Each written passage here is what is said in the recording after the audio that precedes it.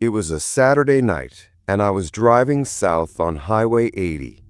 As a trucker, driving at night was just part of the job. It was around 10 p.m., the night was pitch black, and the only light came from the headlights of my rig on the deserted road. My destination was Dallas, but I had to make a quick stop to check one of my tires. Near Denver, I found a decent spot where a few other trucks were parked.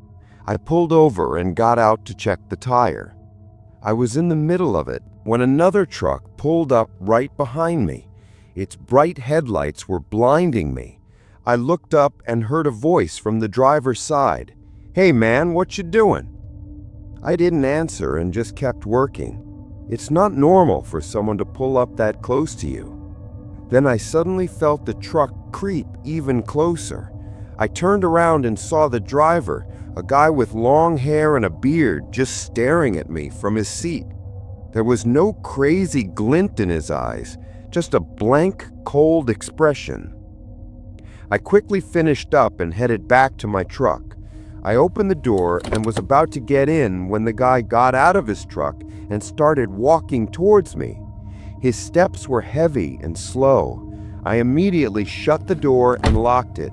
I took a deep breath, thinking maybe he just wanted directions. "What's up?" I asked, rolling down my window a little. He didn't say anything, just kept staring at my face. His gaze was so empty and cold that for a second I felt a shiver of fear. He just stood there with his hands in his pockets. I asked again, "What's the problem? Do you need something?" He took a hand out of his pocket and waved a small object in front of me. It wasn't a knife, but a small pipe. It was totally unexpected. "You're in the truck, right?" he said in a deadpan voice. I didn't understand what he meant. "What are you talking about?" I asked. "You know what I'm talking about," he said, his voice now a little louder, and a hint of tension appeared on his face. I was genuinely scared now. I quickly rolled up my window and started the truck. I decided to get out of there fast. I put it in gear and tried to pull away. The guy tried to step in front of my truck, but I slammed on the brakes. My heart was pounding. This was not normal at all. The guy was standing by my truck trying to stifle a laugh. I quickly reversed the truck, swung it around, and sped off towards the highway. The guy was standing behind me, his truck still parked there. I looked in my rearview mirror and saw him slowly walking back to his truck. I got back on Highway 80 and hit the gas. I figured he must be crazy. I looked at the clock. It was midnight. Half an hour had passed, and the fear hadn't gone away. I called my wife on my cell and talked to her to calm myself down. I drove for a solid hour, then pulled into another rest stop. It was 1:30 a.m. I reclined my seat and closed my eyes. Suddenly, I heard a voice. "I told you you were in the truck." My heart jumped again. I snapped my eyes open and saw the same guy standing right at my truck door, his face pressed against the window. He was staring at me with those blank eyes, a strange smile on his lips. How was it possible he got here before me? I looked and saw his truck parked right in front of mine. It hit me that he could drive faster because his truck was a small pickup. I was in a big, heavy semi-truck, and he probably drove a lot faster. It was a logical thought, but it did nothing to calm my fear. He took the same pipe out of his pocket and gently tapped on the window. "Come on out," he said in a lifeless voice. My hands were sweating. I tilted my seat back a little so he couldn't see me. I held my breath. I decided I would just ignore him and see what happened. "I see you," he said. "I know you're in there. I saw you at the first place, and I told you you were in the truck." There was no one else around. I looked at my watch. It was 2 a.m. I prayed for another trucker to show up, but no one did. I thought about calling my wife again, but I was scared he would hear me and get even more agitated. I glanced to my left. My gun case was under the seat. I had a small pistol for protection. I slowly reached down and felt for it. "Hey, where you going?" he asked. He could see me. I don't know how, but he saw me. You think I can't get to you? He said with a laugh. It wasn't a laugh, just a sound that was terrifying. I opened the case and pulled out the pistol. I carefully flicked off the safety and held it in my hand. I looked out the window and the guy was backing away. Hey, relax, he said. I just want to talk. I didn't buy it. I knew it was a trick. Get away, I said. He smiled again and said, All right, you keep that. And then he slowly walked back to his pickup truck.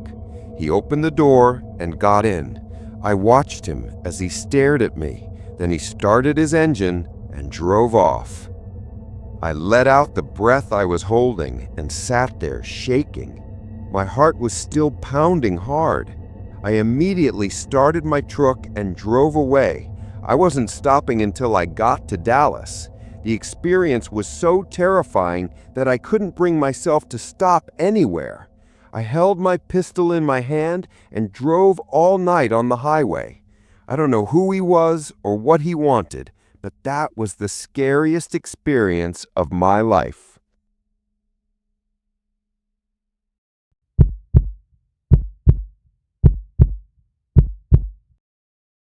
My dad always told me to be safe on the road.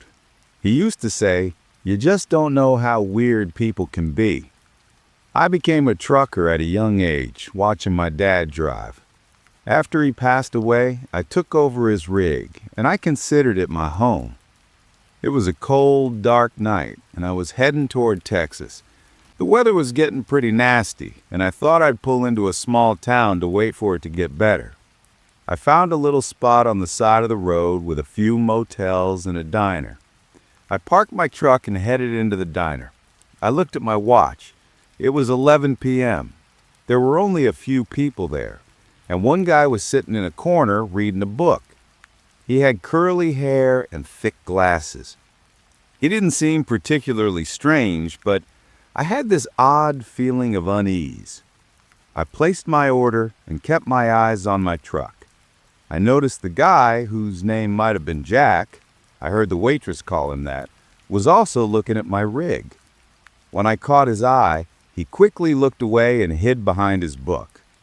I figured maybe it was just a mistake. A little while later, I walked out of the diner. The weather was still rough. As I was walking toward my truck, I saw Jack also come out of the diner and get into a small white sedan. His car was parked on the street in front of my truck. I started my rig and headed toward the highway.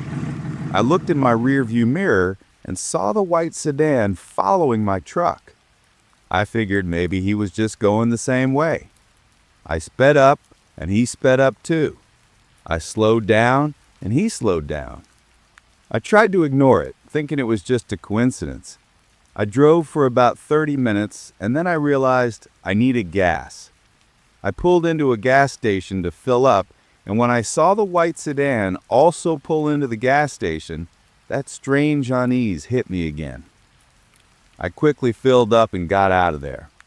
I decided to get off the highway and take a smaller road. I thought maybe I'd lose him. I noticed the white sedan was still behind me. I pulled my truck over to a small spot on the side of the road and stopped. I saw the white sedan pull over behind me too. My heart was pounding. This was not normal at all. I reclined my seat a little and tried to get a look at him. Jack was on his phone, looking at something and smiling. Then he looked at me. There was no crazy glint in his eyes, but a strange seriousness. He just sat in his car watching me. I called the police on my phone and told them the whole situation. The police told me to stay put and said they were on their way. I saw Jack was still looking at me and smiling. His laugh felt really unnatural. I stared at him for a long time, and then I saw him put his phone down and start his car. I thought he would leave now, but he started his car and came up to me. I thought maybe he wanted to talk. He slowly pulled his car up next to my truck. I saw him pull out a small prescription bottle and say, "I have your medicine." I looked at him in shock. How did he have my medicine bottle? Then I remembered that it must have fallen out of my purse and been left at the diner. He probably wanted to do something else with my medicine. "What do you want?" I said. "I just want to help you. I saw your medicine and I thought maybe you forgot it." I kept my composure and I told him, "The police are coming. You better get out of here." He smiled again, started his car, and drove off. I watched him slowly go. I thought he was crazy. Then the police came and I told him everything. I told him what I thought he wanted to do with my medicine, and I was so scared about what he could have done to me. My dad was right. There are strange people on the road. The moment he looked at me and smiled, and when I heard his voice, I felt that fear in my heart shaking me.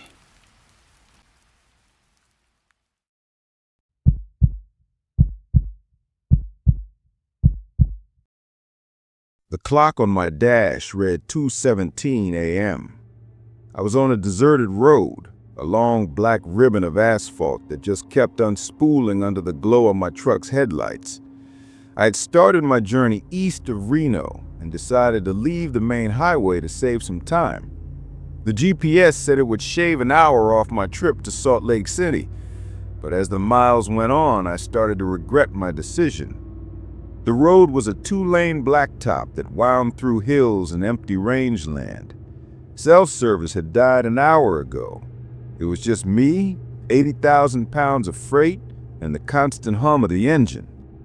I hadn't seen a car in over half an hour when headlights appeared in my rearview mirror. A pair, far away at first, just pinpricks alight in the darkness. I didn't think much of it. Another night traveler. Another late-night driver with a death wish. But as I came around a long, sweeping curve, I saw the lights had gotten closer, much closer. Too close. I checked my side mirror, and through the splatters of a recent light rain, I could make out the silhouette of a pickup truck. It was so close to my truck's rear bumper that no sane driver would ever tailgate like that. I slowed down a little, thinking maybe they wanted to pass, but they stayed right there. A strange unease settled in my gut. I turned on my CB radio, trying to find a channel. Nothing but static. I flashed my high beams for a moment, a signal for them to back off. No response. The pickup stayed put, its lights steady and bright. I sped up, figuring out how to outrun them. That's when their high beams came on, completely blinded my mirrors. I squinted, gritted my teeth, and adjusted my mirrors, but the light was cutting through my cab. My chest felt tight. This wasn't an impatient kid. This was something else. For the next 10 minutes, they played a terrifying game of cat and mouse. They dropped back 100 yards, then speed up again, glued to my bumper. I started looking for a place to stop, a gas station, a motel, anything. But the road was a void, just an endless line of fence posts in the vast, silent, open country. Then I saw him. The pickup started swerving from the center line to the shoulder, back and forth. They were trying to get my attention, trying to get me to stop. I gripped the steering wheel so hard my knuckles were white. The truck swayed just a little, a response to the tension in my arms. Suddenly, the pickup pulled into the other lane. I saw in my side mirror that it was pulling alongside me, the roar of its engine echoing. The driver, a shadow in the faint light of his dash, was looking straight at me. I couldn't see his face, but I could feel his gaze. The pickup stayed there, just a few feet from my massive tires. I kept my eyes on the road, trying not to show how scared I was. But I was scared. I was shaking. I thought about the .38 I kept in my glove compartment. What good was a pistol against a 70-mile-per-hour pickup truck?